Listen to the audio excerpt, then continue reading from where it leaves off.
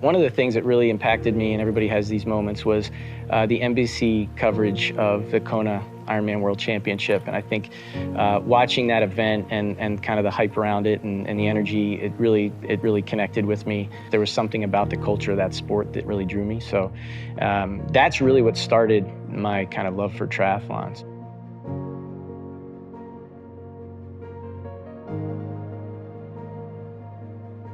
We're trying to be an example to the community by sort of reinforcing the need for daily exercise.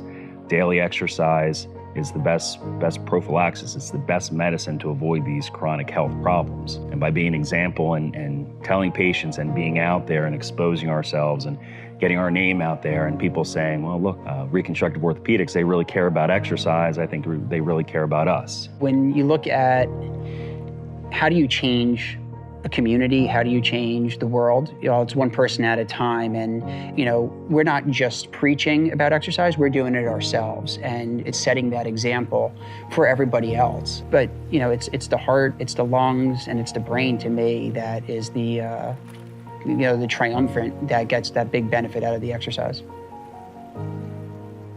It was in the early 90s, really, that I started doing these races, and then started doing full distance races, meaning an Ironman distance, in 2010.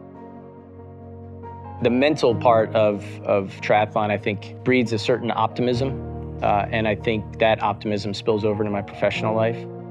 Treating athletes is as much psychology sometimes as it is, the physical. In the United States, we're so far advanced in our medical care, in many ways, but in other ways, we're so far behind. We spend excessive amounts of our healthcare money on reactive treatments, on how to treat people when they've already developed these problems, the obesity, the cardiac problems, the pulmonary problems.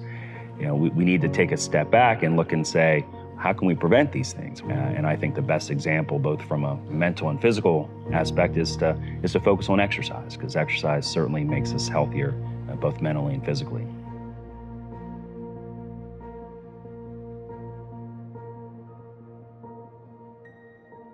To me, I was the perfect example of the chronic knee injury. Tore my first ACL when I was a freshman in high school, tore my second one as a freshman in college playing football.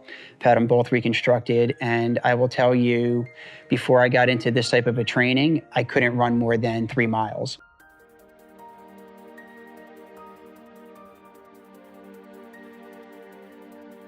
A lot of what we do with the orthopedic type injuries and the spine type injuries, and even some of the chronic pain that we see with people that have these nagging injuries for a long time, can be prevented by doing some of these things. The initial goals when you start doing these types of things are just to finish, just to survive. There's a lot of technique and strategy into training, because with these types of events, it's easy to get overuse injuries, especially as we get a little bit older. The body doesn't bounce back quite as well as it did when you're in your teens and 20s. So there's a great deal of strategy and a lot of mental effort that goes into these. Somebody told me once when I got started with this was get comfortable being uncomfortable. There's a lot of times you're uncomfortable, and trying to work with your mind and say that you can do this, you have done this, and to work through that. My personal philosophy with new patients that come in is almost always to start with physical therapy or fitness program to try to optimize what the body's already been optimized to do. So things that can change with activity that not only is going to benefit them for the rest of their lives, but that they can continue with on their own. We almost always start with non-operative treatment. And that's a very important philosophy in our group.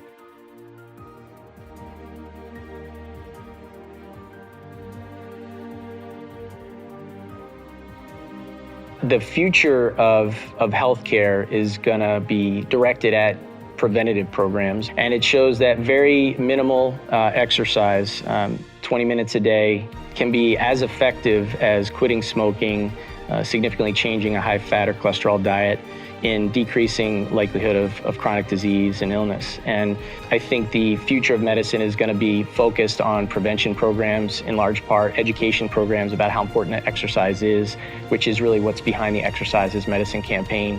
One of the things that I like to talk to my patients about is that fact, even though I'm an orthopedic surgeon, to be able to get them to have a healthier lifestyle and understand this exercise as medicine philosophy, I think has been really critical